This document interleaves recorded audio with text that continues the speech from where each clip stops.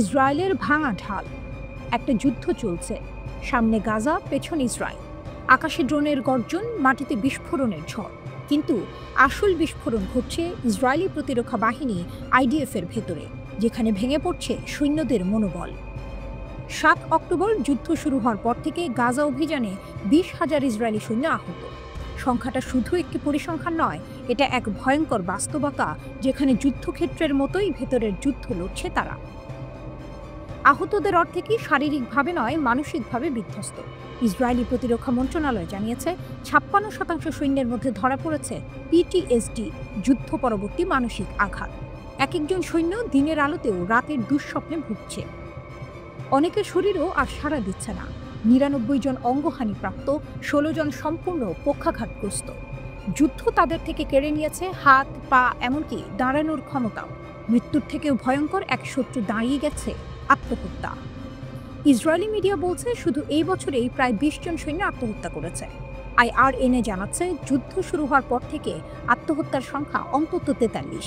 এটা প্রমাণ করে ইসরায়েলের সবচেয়ে বড় ক্ষতি ঘটছে যুদ্ধক্ষেত্রে নয়, বরং সৈন্যদের মনের ভেতরে। এদিকে বিভিন্ন ফ্রন্টে ৯০৪ জন ইসরায়েলি সেনা নিহত।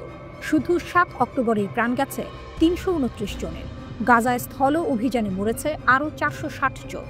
হিজবুল্লাহর আক্রমণে নিহত ২৯, আর লেবাননের সংঘর্ষে প্রাণ হারিয়েছে ৫১ জন সৈন্য। প্রতিদিন যেন নতুন কফিন নামছে ইসরায়েলের ঘরে ঘরে।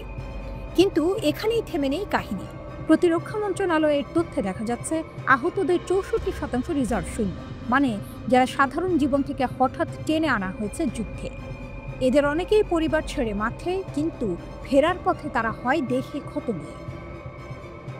এখন ইসরায়েল দৌড়াচ্ছে নতুন সমাধানের দিকে। প্রতিরক্ষামন্ত্রী কার্টস আর অর্থমন্ত্রী স্মোট্রিচ গঠন করেছেন একটি জাতীয় কমিটি। নেতৃত্বে থাকবেন অধ্যাপক শ্লোমো মোর ইয়োসেফ। তাদের লক্ষ্য একটা বৃহৎ পুনর্বাসন ব্যবস্থা দাঁড় করানো। কারণ বাস্তবতা হলো ইসরায়েলের আহত সৈন্যদের সারাতে হাসপাতালের চেয়ে বড় যুদ্ধক্ষেত্র আর কোথাও নেই। কিন্তু প্রশ্ন হলো, যখন সৈন্যরা মানসিকভাবে হেরে যাচ্ছে, যখন শত শত পরিবার কফিন বুকে টেনে নিচ্ছে, তখন যুদ্ধের আসল বিজয়ী কে? ফিলিস্তিনের গাজায় নৃশংস হামলা ও হত্যাযজ্ঞের মধ্যে ইসরায়েল সফর করেছেন যুক্তরাষ্ট্রের পররাষ্ট্রমন্ত্রী মার্কো রুবিও। ইসরায়েলের প্রধানমন্ত্রী বেনিয়ামিন নেতানিয়াহুর সঙ্গে সাক্ষাৎ করেছেন তিনি। মার্কিন পররাষ্ট্রমন্ত্রী বলেছেন, গাজায় চলমান সংঘাতে ইসরায়েলকে অবিচল সমর্থন দিয়ে যাবে তাঁর দেশ। উপত্যকাটি থেকে হামাসকে নির্মূল করার আহ্বানও জানিয়েছেন তিনি।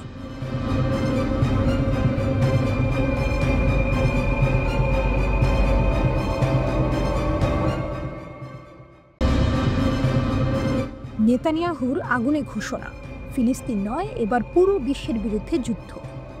দোহা, কূটনৈতিক আলোচনার শহর হঠাৎই কেঁপে উঠল ক্ষেপণাস্ত্রের শব্দে। ইসরায়েলের বিমান থেকে ছুটল আগুন, লক্ষ্য ফিলিস্তিনি নেতৃত্ব, যারা যুক্তরাষ্ট্রের মধ্যস্থতায় যুদ্ধবিরতি টেবিলে বসেছিলেন। মুহূর্তেই ধ্বংস হয়ে গেল আশা। গাজার রক্তক্ষয়ী যুদ্ধ থামার আগে শুরু হলো নতুন অধ্যায়। এই হামলা যেন শুধু কাতার নয়, পুরো বিশ্বকেই হুমকি দিয়ে বলল, ইসরায়েলের আগুনের হাত পৃথিবীর যে কোনো জায়গায় পৌঁছাতে পারে।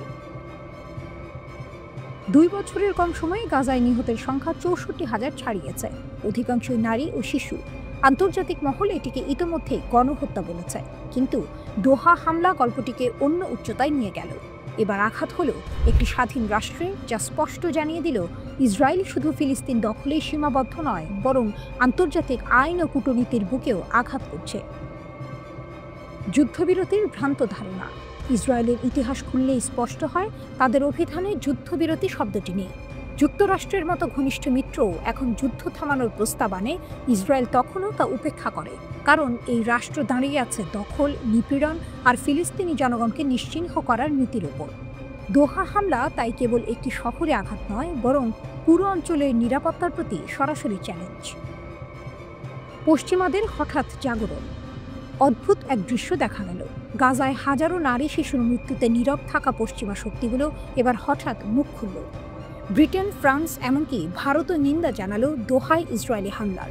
প্রশ্ন উঠছে, একটি ক্ষেপণাস্ত্র কি হাজারো লাশের চেয়ে ভয়াবহ, নাকি তারা অবশেষে বুঝতে পারছে ইসরায়েলের আগ্রাসন একদিন তাদের নিরাপত্তার গায়েও আগুন ধরাতে পারে? এখানেই উন্মোচিত হয় আন্তর্জাতিক রাজনীতির ভণ্ডামি।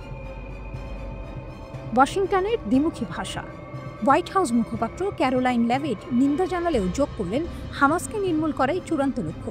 প্রেসিডেন্ট ট্রাম্প কাতারকে আশ্বাস দিলেন এমন হামলা আর হবে না, অথচ বাস্তবে তিনি ইসরায়েলের ওপর কোনো নিয়ন্ত্রণই রাখতে পারছেন না। ফলে ওয়াশিংটনের আশ্বাস দোহায় শোনা যাচ্ছে ফাঁকা বুলি হিসেবে।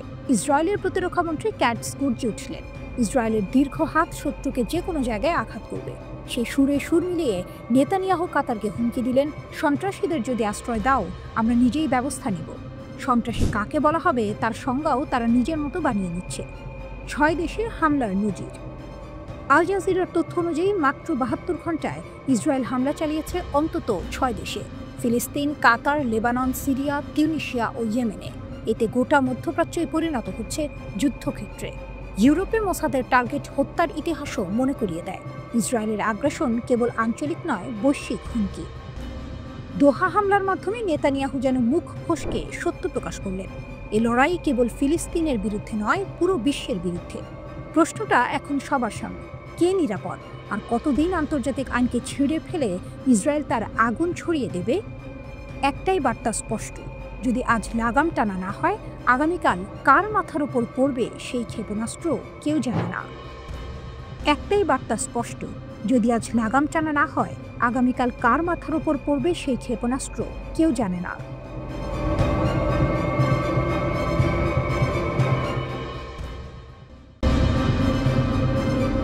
কাতারের উপর ইসরায়েলের হামলার পর উপসাগরের পাল্টা হিসাব। রাত তখনও নামেনি। দোহায় হামাস কর্মকর্তাদের বৈঠক চলছিল নিঃশব্দে। হঠাৎ আকাশ কাঁপিয়ে গর্জে উঠল ড্রোন ও যুদ্ধ বিমান। মুহূর্তেই ভেঙে পড়ল কাতারের আকাশের নিরাপত্তা। 6 জন নিহত, তাদের মধ্যে একজন কাতারের নিরাপত্তা কর্মকর্তা। হামাসের কোনো শীর্ষ নেতা না মরলেও ইতিহাসে নতুন অধ্যায় লিখে ফেলল ইসরায়েল। কারণ এবারই প্রথম তারা উপসাগরীয় সহযোগিতা পরিষদ জিসিসি এর এক সদস্য দেশের মাটিতে সরাসরি হামলা চালালো। কাতার, যে দেশ নিজেকে মধ্যস্থতাকারী ও শান্তির দূত হিসেবে তুলে ধরতে গর্ববোধ করত, সেই দোহাই যুদ্ধের আঁচে দগ্ধ। প্রশ্ন একটাই, এবার জবাব কি হবে? কূটনীতির মঞ্চে পাল্টা আঘাত। লন্ডনের কিংস কলেজের নিরাপত্তা বিশেষজ্ঞ আন্দ্রেয়াস গ্রিক স্পষ্ট বললেন, কাতারের প্রথম অস্ত্র হবে কূটনীতি ও আইন। জাতিসংঘের নিরাপত্তা পরিষদে নিন্দা প্রস্তাব, আরব লীগে তীব্র নিন্দা, ওআইসিতে যৌথ প্রতিবাদ, সব জায়গায় ইসরায়েলকে কোণঠাসা করার পরিকল্পনা চলছে। কাতারের পররাষ্ট্র মন্ত্রণালয় ইতিমধ্যেই আইনজীবী দল গঠন করেছে। আদালতের কাঠগড়ায় ইসরায়েলকে দাঁড় করানোই এখন তাদের কৌশল। সামরিক প্রতিশোধ। প্রশ্ন জাগে, কাতার কি ইসরায়েলের ওপর সরাসরি পাল্টা হামলা চালাবে? গ্রিকের জবাব, না। কাতারের সে সক্ষমতা নেই, ইচ্ছেও নেই। তবে আকাশ প্রতিরক্ষা ব্যবস্থায় বিনিয়োগ বাড়ানো এবং জিসিসির মধ্যে নতুন সম্মিলিত নিরাপত্তা জোট করার আলোচনা শুরু হয়েছে। দোহা এখন ভাবছে ইসরায়েলও তাদের জন্য সমান হুমকি। উপসাগরীয় দেশগুলোর ঐক্য। সবচেয়ে নাটকীয় মোড় এসেছে এখানে। দীর্ঘদিন বিভক্ত উপসাগরীয় রাজতন্ত্রগুলো এখন একে অপরের দিকে হাত বাড়াচ্ছে। সংযুক্ত আরব আমিরাতের প্রেসিডেন্ট মোহাম্মদ বিন জায়েদ দোহায় গেছেন, এরপর সৌদি যুবরাজও পৌঁছেছেন। 2017 সালের ভয়াবহ অবরোধের তিক্ততা যেন এক ঝটকায় মুছে গেছে। এক প্রতিবেশীর উপর বিমান হামলা গোটা উপসাগরকে কাঁপিয়ে দিয়েছে। আমিরাত পর্যন্ত ইসরায়েলের কর্মকাণ্ডকে বিশ্বাসঘাতকতা বলেছে। এই ভাষা এর আগে খুব কম শোনা গেছে। যুক্তরাষ্ট্রের বিশ্বাসযোগ্যতা প্রশ্নে। কাতারের মাটিতে 8,000 মার্কিন সেনা মোতায়েন, সেন্টকমের আঞ্চলিক সদর দপ্তর দোহায়। তবু ইসরায়েলের হামলা ঠেকাতে পারেনি যুক্তরাষ্ট্র। হামলার আগাম সতর্কতাও দেয়নি, বরং কাতার দাবি করছে হামলার 10 মিনিট পরেই সতর্কবার্তা এসেছে ওয়াশিংটন থেকে।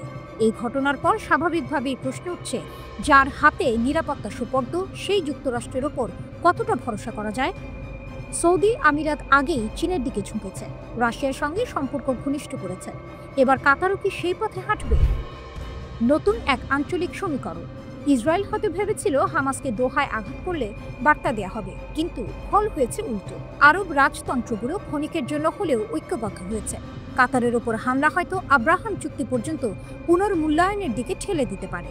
এক কথায়, ইসরায়েলের এই অভিযানে নতুন শত্রুতা নয়, বরং পুরনো বিরোধীদের একত্র করেছে। কাতারের রাতের আকাশে ভেসে বেড়ানো ড্রোনের শব্দ শুধু দোহাকেই কাঁপায়নি, এটি যেন গোটা উপসাগরের ওপর ঝুলিয়ে দিয়েছে এক অনিশ্চিত ভবিষ্যৎ। আগামী দিনগুলোয় দেখা যাবে উপসাগরীয় দেশগুলো ইসরায়েলের বিরুদ্ধে কূটনৈতিক মঞ্চে কতটা দৃঢ় অবস্থান নেয়, নাকি তারা আবারও অভ্যস্ত সমঝোতার পথে ফিরে যায়।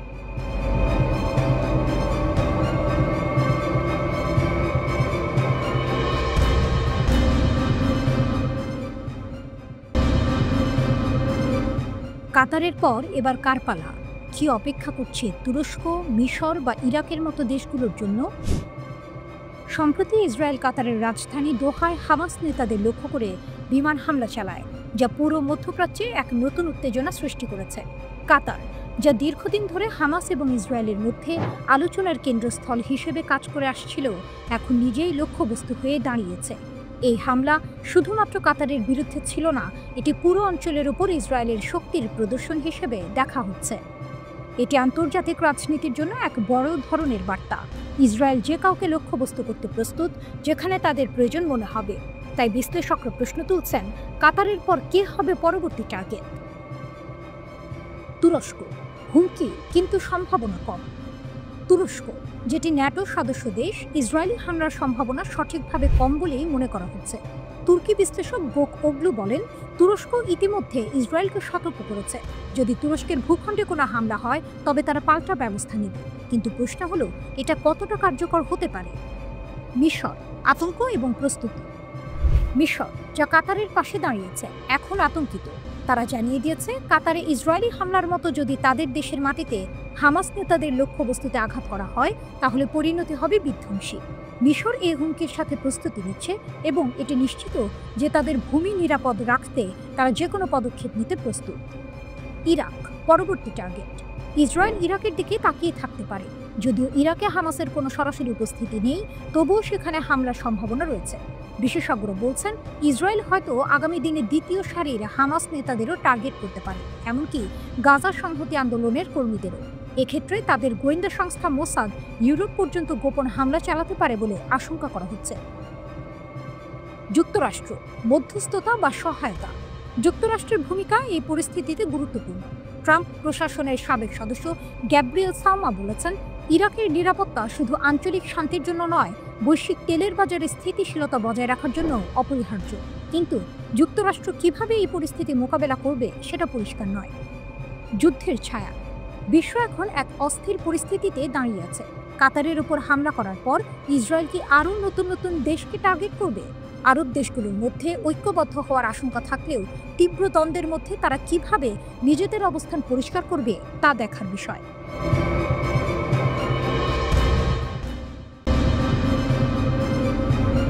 আগুনের ছায়ায় তেল আবিব, ইয়েমেন ইসরায়েল সংঘাতে নতুন মোড়। ভোরের অন্ধকার তখনও কাটেনি, হঠাৎ করেই মধ্য ইসরায়েলের আকাশ জুড়ে বেজে ওঠে সাইরেন। মানুষ দিশেহারা, কেউ আশ্রয় কেন্দ্রে ছুটছে, কেউ বা জানালার ফাঁক গলে তাকিয়ে আছে আকাশের দিকে। ঠিক সেই সময় খবর এলো, ইয়েমেনের হুথি যোদ্ধারা ইসরায়েলের তেল আবিবে নিক্ষেপ করেছে হাইপারসনিক ব্যালিস্টিক ক্ষেপণাস্ত্র। এটা কিন্তু কোনো সাধারণ হামলা নয়। হুথিদের দাবি, এই ক্ষেপণাস্ত্র বহন করছিল গুচ্ছ বোমা, যেটা একসাথে একাধিক লক্ষ্যবস্তু ধ্বংস করার ক্ষমতা রাখে। তারা বলছে, অভিযান সফল হয়েছে, সংবেদনশীল জায়গাগুলোতে আঘাত হেনেছে। নাম দিয়েছে প্যালেস্টাইন 2 ক্ষেপণাস্ত্র অপারেশন। প্রতিশোধের আগুন। ইসরায়েলি যুদ্ধবিমান আঘাত হানে ইয়েমেনের রাজধানী সানায়। একটি সামরিক জনসংযোগ সদর দপ্তর আর জ্বালানি স্টেশন ধসে পড়ে মুহূর্তেই। অন্তত ৩৫ জন মারা যায়, আহত হয় ১৩০ জনের বেশি। চারপাশ জুড়ে ছড়িয়ে পড়ে ধ্বংসস্তূপ আর আতঙ্ক। হুথিদের ভাষায়, সানার রক্ত বৃথা যাবে না। সেই প্রতিশোধের আগুনেই তারা ছুড়ে দেয় ক্ষেপণাস্ত্র সরাসরি ইসরায়েলের কেন্দ্রবিন্দুতে। ইসরায়েলের দাবি, আকাশে ধ্বংস, তবে অন্য এক ছবি আঁকছে ইসরায়েলি প্রতিরক্ষা বাহিনী আইডিএফ। তাদের দাবি, ইয়েমেন থেকে ছোড়া ক্ষেপণাস্ত্র মাঝপথের প্রতিরক্ষা ব্যবস্থা ধ্বংস করে দিয়েছে। আইডিএফ অবশ্য এ নিয়ে মুখ খোলেনি যে ক্ষেপণাস্ত্র আসলেই গুচ্ছ বোমা বহন করছিল কিনা। তবে এই হামলা যে ইসরায়েলি নাগরিকদের মধ্যে ভয় ঢুকিয়ে দিয়েছে তাতে সন্দেহ নেই। আকাশে সাইরেন বাজতেই এক মুহূর্তে শহর থেমে যায়। নেতানিয়াহুর লড়াইয়ের ঘোষণা। ইসরায়েলি প্রধানমন্ত্রী নেতানিয়াহু বলছেন, কয়েকদিন আগেই আমরা হুথিদের সন্ত্রাসী সরকার ভেঙে দিয়েছি।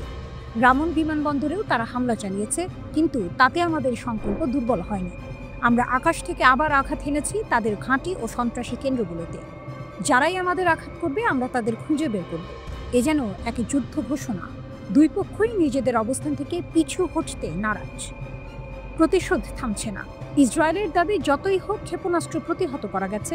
হুথিদের কণ্ঠে শোনা যাচ্ছে ভিন্ন সুর। তারা বলছে, গাজার মানুষের সঙ্গে সংহতি জানিয়ে ইসরায়েলকে টানা আঘাত করতে থাকবে। এমনকি প্রাণঘাতী হামলা হলেও প্রতিরোধ থামবে না। এই টানাপোড়েনের মাঝে ইসরায়েলি বিমান হামলায় নিহত হয়েছিলেন ইয়েমেনের প্রধানমন্ত্রী আহমেদ আল রাহাবি। ফলে প্রতিশোধের অঙ্গীকার আরও শক্ত হয়েছে হুথিদের মনে। তেল আবিবের রাত এখন আর আগের মতো শান্ত নয়।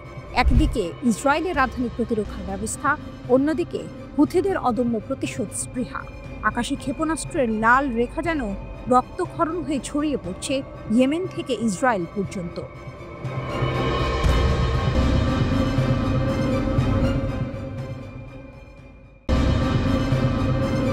মধ্যপ্রাচ্যের বালুকা বেলায় ভেসে আসছে প্রস্তুতির শব্দ, আর এই শব্দের মাঝে একটি নতুন বার্তা ভেসে উঠছে, যে অন্যায়ের পথে চলে তার জন্য কোনো জায়গা নেই।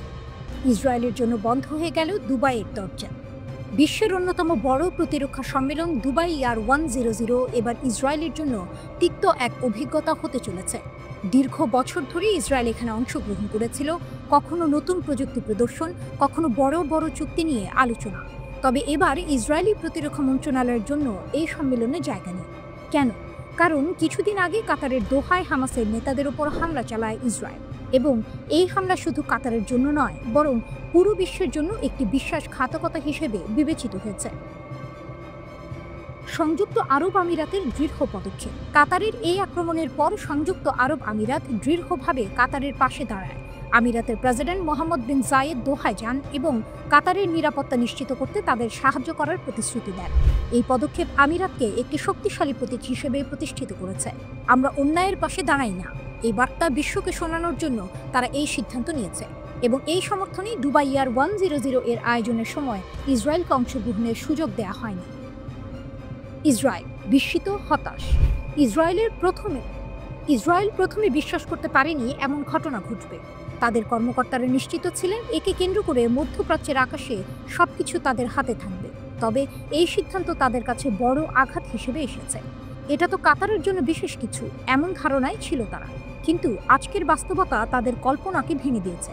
তেল গ্যাসে ভরপুর এই অঞ্চলে শক্তির ভারসাম্য যে এক মুহূর্তে পাল্টে যেতে পারে তা তারা বুঝতে পারেনি। আমিরাতের শক্তি, ন্যায় এবং একতা। যেখানে ইসরায়েল শক্তি প্রদর্শন করেছিল, আমিরাত সেখানে ন্যায় এবং একতা প্রদর্শন করেছে। তাদের এই দৃঢ়তার ফলে তারা আরব বিশ্বের এক বড় নেতা হয়ে উঠেছে। সৌদি আরব, জর্ডান সহ অন্যান্য দেশও কাতারের পাশে দাঁড়ানোর সংকল্প নিয়েছে। কাতারে বিশ্বাসঘাতক ইসরায়েলের হামলার নিন্দা জানিয়েছে সংযুক্ত আরব আমিরাত।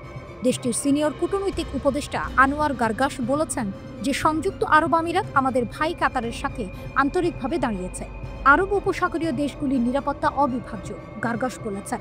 তিনি জোর দিয়ে বলেছেন যে তার দেশ এই আগ্রাসন মোকাবিলায় পূর্ণ সংহতি প্রকাশ করছে।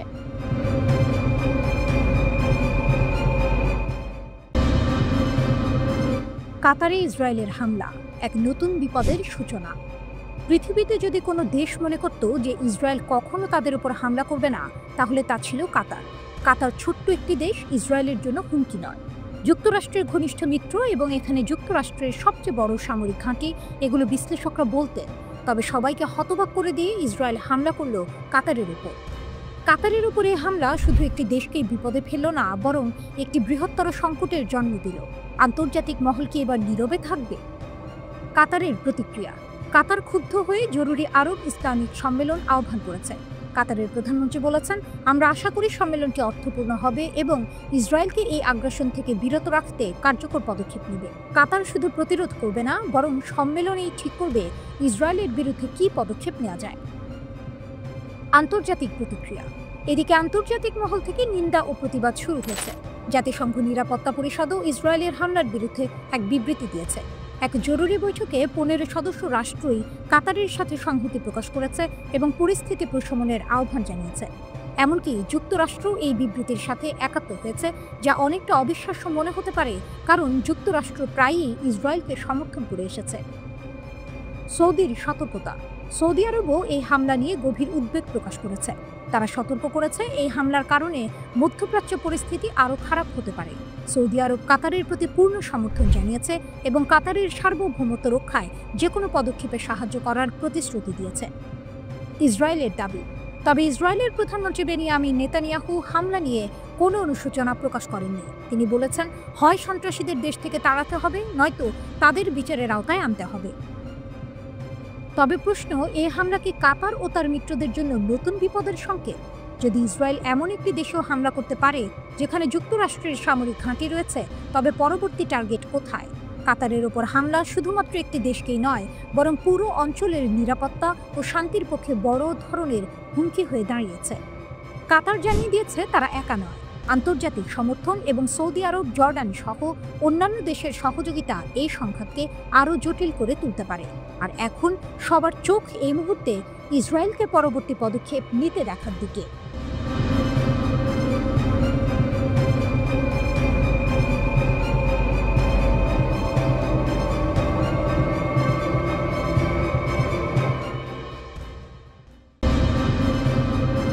দোহার আকাশে যুদ্ধ বিমান ছুটে গেল, আর তারপরে বিস্ফোরণের তীব্র শব্দে কেঁপে উঠল পুরো নগরী। কাতারের হামাস সদর দপ্তরে ইসরায়েলি হামলা কেবলই স্থাপনার ওপর আঘাত নয়, এটি ছিল কাতারের সার্বভৌমত্বের বিরুদ্ধে প্রকাশ্য আগ্রাসন।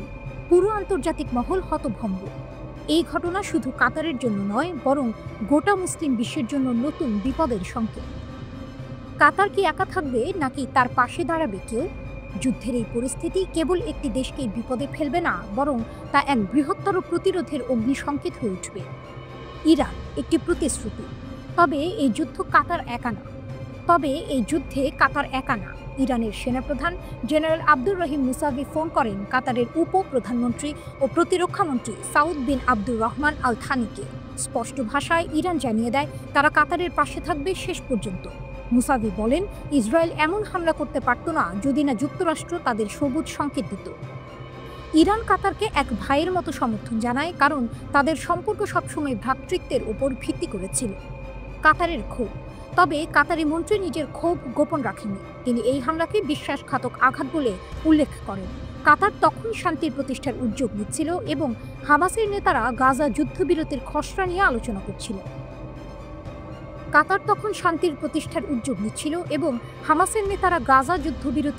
নিয়ে আলোচনা করছিল। কিন্তু ঠিক তখনই ইসরায়েল এই হামলা চালিয়ে কূটনৈতিক আলোচনা ভেঙে দেয়। কাতারি মন্ত্রী আরও বলেন, ইসরায়েল পশ্চিমাদের সমর্থন ছাড়া কখনো টিকে থাকতে পারত না এবং তাদের নিরীহ ফিলিস্তিনিদের হত্যা করার পেছনে পশ্চিমাদের নিঃশর্ত সমর্থনই মূল চালিকা শক্তি। ইরানের প্রতি কৃতজ্ঞতা। কাতারের মন্ত্রী ইরানকে ধন্যবাদ জানান। তিনি বলেন, ইরান সবসময় আমাদের পাশে ছিল। কঠিন সময়েও তেহরান আমাদের সাহায্য করেছে। কাতার আশা করে এবার শুধু সমর্থন নয়, বরং এক বাস্তবসম্মত সমাধানের জন্য দুই দেশ একত্রে কাজ করবে।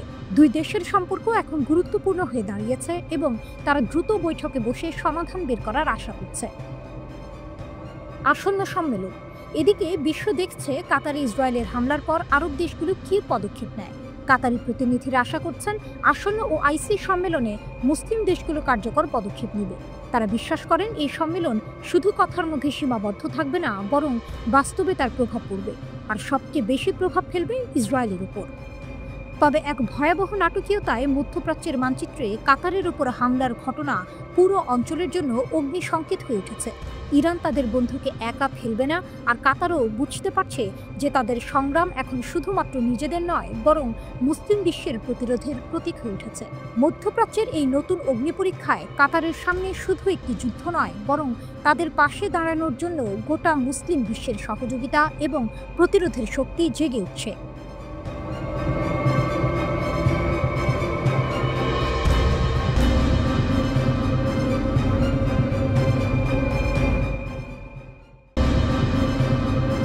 রাতের নিস্তব্ধতা। হঠাৎ আকাশ কেঁপে উঠল বজ্রের মতো গর্জনে। তেল আবিবের বুক চিরে ছুটে এলো এক ভয়ঙ্কর বার্তা। ইয়েমেনি বাহিনীর হাতে তৈরি fission multi warhead Palestine hypersonic ballistic ক্ষেপণাস্ত্র। লক্ষ্যবস্তু ইসরায়েলের সংবেদনশীল স্থাপনা।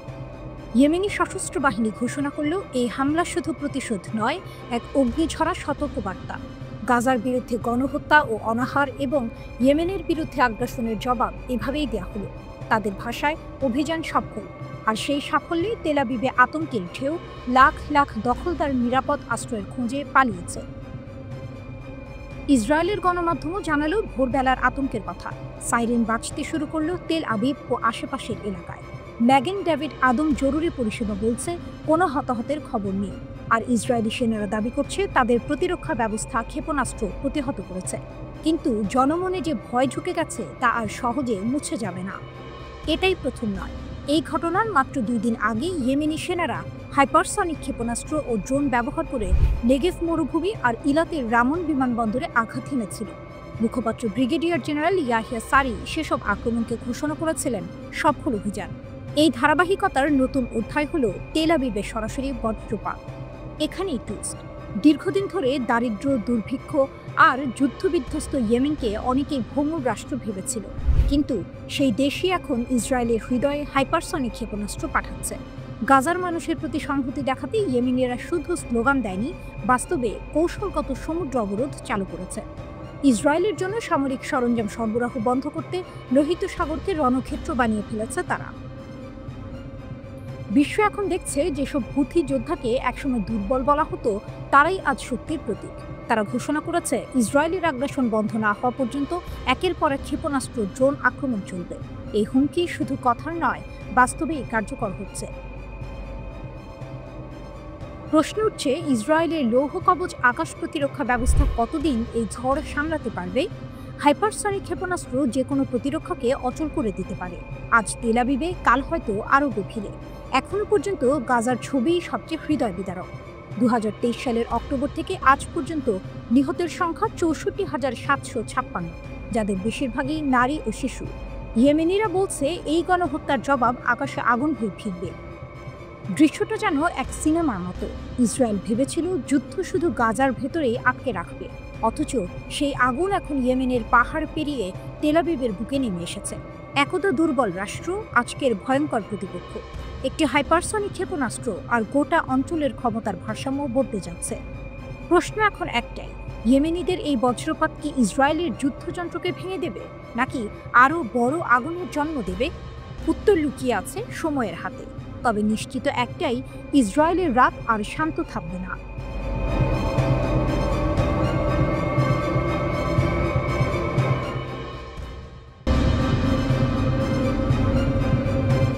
ইতিহাসের পাতা আজ আবার উল্টে যাচ্ছে। মধ্যপ্রাচ্যের আকাশে বেজে উঠেছে নতুন এক বাজনা। দোহায় ইসরায়েলের বোমা পড়ার পর থেকেই এক ভিন্ন ছন্দে দৌড়াতে শুরু করেছে তেহরান। তাদের কণ্ঠে আজ প্রতিশোধের গান, তাদের হাতে আজ ভবিষ্যতের বারুদ। তারা বলছে, কাতার, আমরা তোমার পাশে আছি। আমরা দিতে চাই হাইপারসনিক ক্ষেপণাস্ত্র ফাত্তা নামের এক ভয়ঙ্কর গর্জন। কল্পনা করুন সেই প্রস্তাব। আয়াতুল্লাহর দেশ কাতারকে ডাকছে, আহ্বান জানাচ্ছে, তোমার দেশে আমাদের মিসাইল বসাও, তোমার বুক থেকে সরাও আমেরিকার ছায়া। কারণ দোহায় বসে আছে আমেরিকার সবচেয়ে বড় সামরিক ঘাঁটি, যেখানে 10,000 সৈন্য, যেখানে অসংখ্য যুদ্ধ বিমান আর মারণাস্ত্র। ইরান চায় সেই দুর্গ ভাঙতে, চায় সাম্রাজ্যের পতন ঘটাতে। মোস্তফা জারি, ইরানের এক আইন প্রণেতা, তিনি লিখলেন খোলা বার্তা। কাতারের আমিরকে আহ্বান জানালেন, তোমাদের সার্বভৌমত্বের জন্য এখনই সময়। আমেরিকার সৈন্যদের বিদায় দাও, আমাদের ক্ষেপণাস্ত্র বসাও তোমাদের আকাশে। এ যেন শুধু প্রস্তাব নয়, এ যেন ছুরির ধার, যা কাঁপিয়ে দিল উপসাগরের বুকে প্রতিটি প্রাসাদকে। মনে পড়ে 9 সেপ্টেম্বরের রাত। দোহায় হামলা চালালো ইসরায়েলি বিমান হামাসের সদর দপ্তর লক্ষ্য করে। সেই হামলায় লাল হয়ে উঠল শহরের আকাশ। টার্গেট ছিল খালিল আল হায়া, হামাসের শীর্ষ নেতা। কিন্তু সে মিশন ব্যর্থ হলো। তবুও সেই আগ্রাসন ছিল এক বার্তা, এক ভয়ঙ্কর ঘোষণা। মিত্র দেশের মাটিও এখন নিরাপদ নয়। ডোনাল্ড ট্রাম্পের কণ্ঠে এলো অস্বস্তির সাফাই। আমেরিকা জড়িত নয়, এটা কেবল নেতানিয়াহুর একান্ত সিদ্ধান্ত। কিন্তু বিশ্ব জানে, যখন আগুন জ্বালে তখন ধোঁয়া আকাশ ভরে, এবং সেই ধোঁয়া ছড়িয়ে দিল সন্দেহ, ছড়িয়ে দিল উত্তেজনা। আর তেহরান, তারা থামেনি। তারা স্মরণ করালো জুনের সেই 12 দিনের যুদ্ধ, যখন কাতারের মার্কিন ঘাঁটিতে উড়েছিল মিসাইল। যদিও দোহা বলেছিল, আমরা প্রতিহত করেছি, কিন্তু সেই গর্জন শোনা গিয়েছিল উপসাগরের প্রতিটি দ্বীপে, প্রতিটি প্রাসাদে, প্রতিটি রাজপথে। আজকের প্রেক্ষাপটে সেটিই আবার ফিরে আসছে। কাতার দাঁড়িয়ে আছে এক সংকটে। কাকে বিশ্বাস করবে তারা? দীর্ঘদিনের মিত্র আমেরিকা, নাকি পারস্যের প্রতিবেশী ইরান, যে বলছে, আমরা তোমাকে ঝাল দেব, আমরা তোমাকে ক্ষেপণাস্ত্র দেব? এটা শুধু কূটনীতি নয়, এটা দাবার বোর্ডের চাল। এখানে প্রতিটি ঘুঁটি আগুনে মোড়া, প্রতিটি হাত বাড়ানোতে আছে সন্দেহের ছায়া। কাতারের আকাশ এখন হয়ে উঠেছে নাট্যমঞ্চ, যেখানে খেলছে ইসরায়েল, ইরান, আমেরিকা এবং কাতার নিজেই। এক অভিনেতা, আবার এক দর্শকও। কোথায় যাবে এই গল্প? কোন মঞ্চে থামবে এই ছুটে চলা নাটক? সময়ই বলে দেবে।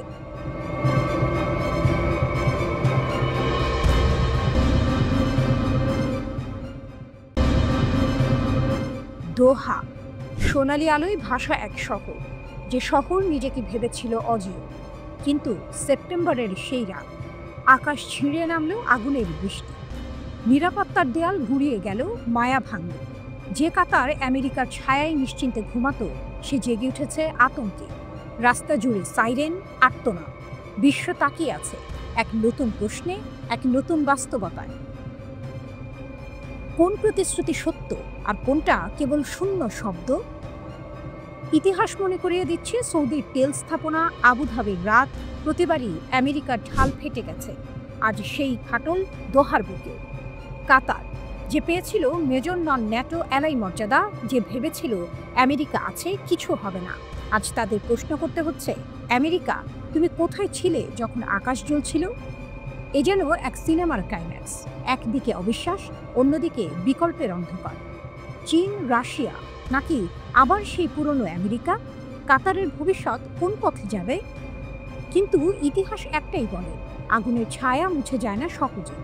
দোহা সেই রাতকে মনে রাখবে, আর উপসাগরের রাজনীতি আর কখনো আগের মতো থাকবে না। বিশ্লেষকরা বলছেন, মধ্যপ্রাচ্যে শুরু হলো এক নতুন অধ্যায়। ক্রিশ্চিয়ান দিওয়ান স্পষ্ট করে দিলেন, উপসাগরের যে কোনো সদস্য রাষ্ট্রে আঘাত মানে পুরো উপসাগরের উপর হামলা। এবং দোহায় হামলার পর ইসরায়েলের সঙ্গে সম্পর্ক স্বাভাবিক করার প্রশ্নটা এখন আরও জটিল হয়ে পড়েছে। মিত্রের মুখোশ খুলে যাচ্ছে। কাতার জানে দোহার বুকেই আছে যুক্তরাষ্ট্রের সেন্ট্রাল কমান্ড। হাজার হাজার মার্কিন সেনা বসে আছে সুরক্ষার নামে। তবুও সেই রাতের আকাশে ভেসে এলো ইসরায়েলি বোমার শব্দ। প্রশ্নটা এখন স্পষ্ট, আসলেই কতটা ভরসা করা যায় আমেরিকার প্রতিশ্রুতির ওপর? রাজনৈতিক বিশ্লেষক উলভিকসন মনে করিয়ে দিচ্ছেন, এটাই প্রথম নয়। 2019 সালে সৌদি তেল স্থাপনায় ড্রোন হামলা, 2022-এ আবুধাবিতে হুথিদের আক্রমণ, প্রতিবারই আমেরিকার প্রতিরক্ষা প্রতিশ্রুতির বিশ্বাসযোগ্যতা নিয়ে প্রশ্ন উঠেছিল। তখন থেকেই উপসাগরের দেশগুলো বিকল্প খুঁজছে। সৌদি গেছে চীনের দিকে, রাশিয়ার দিকে। আমিরাতও ইরানের সঙ্গে যোগাযোগ বাড়িয়েছে। কিন্তু কাতার উল্টো আমেরিকার সঙ্গে সম্পর্ক আরও গভীর করেছে। 2022 সালে বাইডেন প্রশাসন কাতারকে দিল মেজর নন ন্যাটো অ্যালাই মর্যাদা, মানে ন্যাটো না হয়েও বিশেষ সামরিক সুবিধা। কাতার ভেবেছিল এটাই ঢাল, কিন্তু সেই ঢাল ভেঙে গেছে দোহার আকাশে। প্রশ্নগুলো এখনো জ্বলছে। দোহাকে আবারও আমেরিকার প্রতিশ্রুতির ফাঁকা শব্দে ভরসা করবে, নাকি চীন আর রাশিয়া শূন্যস্থান পূরণ করবে? উপসাগরের কূটনৈতিক হিসাব নিকাশ কি এবার নতুন পথে হাঁটবে? একদিকে যুক্তরাষ্ট্র, অবিশ্বাসের বেড়ে ওঠা দেয়া, অন্যদিকে বিকল্পের অভাব। যেন ঘন কুয়াশার ভেতর দিয়ে হাঁটছে কাতার।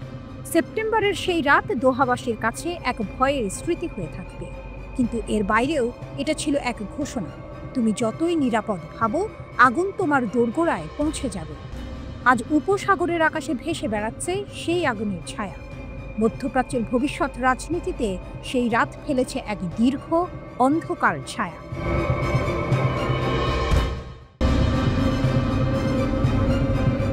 এবার কি মিশরও রণক্ষেত্র? সবাইকে অবাক করে দিয়ে ইসরায়েল কাতারে চালালো হামলা। কাতার, যে দেশ এতদিন হামাস ইসরায়েল শান্তি প্রক্রিয়ার মধ্যস্থতাকারী, যে দেশ আমেরিকার ঘনিষ্ঠ মিত্র, তাহলে আর বাকি রইল কি? মধ্যপ্রাচ্যের মানচিত্রে এবার কি নতুন করে আগুন জ্বলবে? এক দোদুল্যময় সময় এখানেই সে সবচেয়ে বড় দার্শনিক। আজ কাতার, কাল কার পালা? মিশর নাকি ইতিমধ্যেই ধরে নিয়েছে তাদেরও টার্গেট করবে ইসরায়েল, আর তাই কায়রো এখন যুদ্ধের প্রস্তুতিতে ব্যস্ত। লন্ডন ভিত্তিক মিডল ইস্ট আই জানাচ্ছে, মিশরের গোয়েন্দারা নিশ্চিত হয়েছেন ইসরায়েল হয়তো হামাস নেতাদের টার্গেট করতে মিশরের ভেতরে হামলা চালাবে। যদি এমনটা ঘটে তাহলে পরিণতি হবে ভয়াবহ। কায়রোর সতর্কবার্তা। মিশর ইতোমধ্যেই ওয়াশিংটনকে সতর্ক করে জানিয়েছে, তাদের মাটিতে হামলা মানে এক নতুন যুদ্ধের দরজা খুলে দেয়া। মিশরের ভাষায়, আমাদের আশ্রয়ে থাকা হামাস নেতাদের ওপর যে কোনো আঘাত মানে মিশরের সার্বভৌমত্বের ওপর আঘাত, পাল্টা জবাব আসবেই। কূটনৈতিক চ্যানেল ঘুরে ইসরায়েলকেও বার্তা দিয়েছে কায়রো, শান্তি প্রক্রিয়ায় মনোযোগ দিন, হামলার ফন্দি বাদ দিন, নইলে গোটা মধ্যপ্রাচ্য অস্থিরতায় ডুবে যাবে। ইসরায়েলের ঘোষণা। কাতারে হামলার পর ইসরায়েলি প্রধানমন্ত্রী নেতানিয়াহু গর্জে উঠেছিলেন, তারা যেখানে থাকবে আমরা সেখানেই আঘাত করব। এই কথাতেই নাকি মিশর আঁচ পেয়েছে, এবার হয়তো তাদের দিকেও তাক করেছে তেল আবিব। মিশরের এক শীর্ষ নিরাপত্তা কর্মকর্তা নাম প্রকাশ না করার শর্তে বলেছেন, আমাদের মাটিতে হামাস নেতাদের আক্রমণ মানেই মিশরের ওপর হামলা। আমরা চুপ করে থাকব না। প্রতিরক্ষার দেয়াল। কাতারে হামলা মিশর আগে থেকে টের পায়নি, কিন্তু এবার আর সুযোগ দিতে চাইছে না। তাই সীমান্তে বসানো হয়েছে নতুন আকাশ প্রতিরক্ষা ব্যবস্থা। বলা হচ্ছে চীন থেকে কেনা সেই সিস্টেম এখন মিশরের ঠাঁই। তবে বিশ্লেষকরা বলছেন মিশর কেবল হামাসের পক্ষ নিচ্ছে না, বরং তারা চাইছে শান্তির পথ যেন পুরোপুরি ভেঙে না পড়ে। বহু বছর ধরে মধ্যস্থতার চেষ্টা চালিয়ে আসছে মিশর, যেন গাজার আগুন একদিন নিভে যায়। কিন্তু বাস্তব দৃশ্যপট আলাদা। যুদ্ধবিরতি ভেঙে যখন থেকে স্থল অভিযান শুরু করেছে ইসরায়েল, তখন থেকেই ক্ষুব্ধ কায়রো। এখন প্রশ্ন, ইসরায়েল যদি সত্যিই মিশরের ভেতরে আঘাত হানে, তাহলে কি কায়রোও নামবে যুদ্ধে? মধ্যপ্রাচ্যের আকাশ যেন দাবানল। কাতার পুড়েছে, গাজা তো আগুনে জ্বলছে। মিশর এখন প্রস্তুত, আঙুল ট্রিগারে। শুধু সময় অপেক্ষা করছে কে আগে টেনে ধরবে সেই ট্রিগার।